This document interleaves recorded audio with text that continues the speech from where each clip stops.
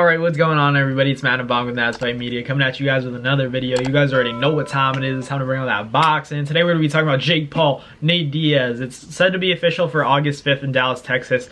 That's a pretty interesting fight, knowing that, you know, he's basically out of the UFC right now. And had that recent fight, and it was supposed to fight Chimaev. Didn't go down, you know, obviously the weight issues, everybody knows the story behind that. But let's talk about Jake Paul. Obviously this is a boxing channel. I'm a big UFC fan as well, so this news was very interesting to hear. In terms of boxing, it's a very difficult thing for me to think about, because I know that Nate's as tough as they come. You know, he's kind of one of the most praised UFC fighters there's been in the sport. Probably one of the largest fan bases there is, if not the largest fan base. And then you have Jake Paul, who's kind of created the crossover from influencer to boxer. He's kind of, you know, created that trend, and it's fair to say that he's probably the best influencer boxer there is right now. But in terms of actually fighting a boxer, he fought Tommy Fury in a lackluster performance, took his first L, and now he's going to be fighting Nate Diaz, a big name. A lot of, you know, UFC fans, combat sports fans in general, are going to watch that fight. I don't know if a lot of the boxing community, you know, the purist boxing fans watch that fight, but if they're not doing anything, I'm sure they'll turn it on. I'm not sure if it'll be on pay-per-view. I'm confident it will be. I don't know exactly the details yet, but obviously keep you guys updated with any information I get regarding the pay-per-view, or if it's not, I'd be surprised if it's not, because it's Jake Paul. He's very popular. In terms of how they match up stylistically, I think this is a good fight for Jake. I think this is a great get-back fight. I think he listened a little bit too much to the people who were saying, you know, fight a real boxer, fight a real boxer.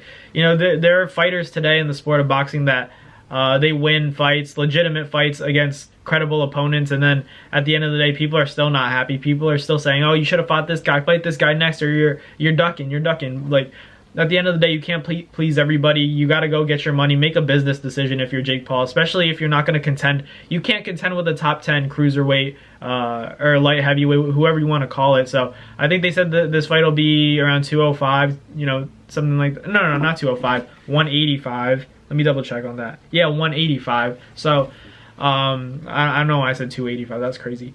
Or did I say 205? Whatever. 185. Jake Paul and Nate Diaz. I'd probably go with Jake. I lean Jake, but obviously anything could happen. I just think Jake's so much, you know, physically, the stature is going to be bigger. And I know that Nate's he's a striker. He likes to throw hands. He's good on the feet. He can wrestle, obviously, but this is boxing, so he's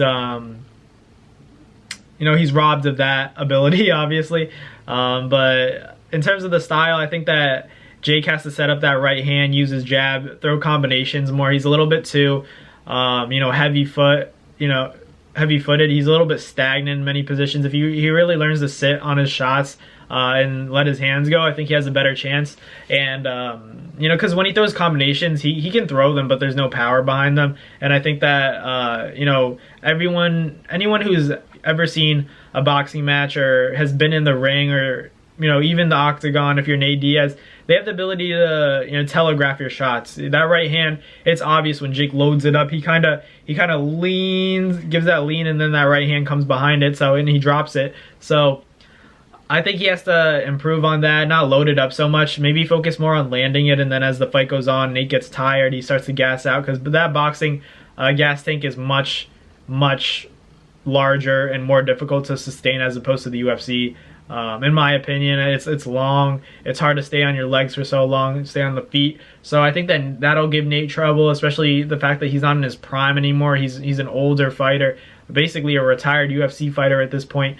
But for Jake, that's a big name to have on your resume in the combat sports world, a guy that's highly respected in the sport of, you know, mixed martial arts. So why not take that fight? I think this is a great fight for Jake. I don't think he should have ever fought Tommy Fury. If I'm Jake, I don't even take that rematch, because you can make so much more money elsewhere fighting these UFC fighters with bigger names, where, you know, UFC fans are going to pop out to those fights and, you know, tune in for them. So that's my opinion. I think Jake wins the fight. I think he can potentially knock out Nate or win a decision. Either way, I think Jake takes the W in that matchup. But obviously, I'm not trying to take anything away from Nate. If this fight takes place, you know, 10 years ago, it's a different matchup. But right now, at their stages in their careers, Jake's younger, he's hungry, trying to avenge that loss, and Nate I think it's just it's a payday, and he thinks he's gonna win, and he expects to win, but I don't see him pulling it off. I got Jake in this one for sure. So let me know in the comments who you guys have, Jake Paul or Nate Diaz, and how excited are you guys for this fight? Let me know in the comments what you guys think.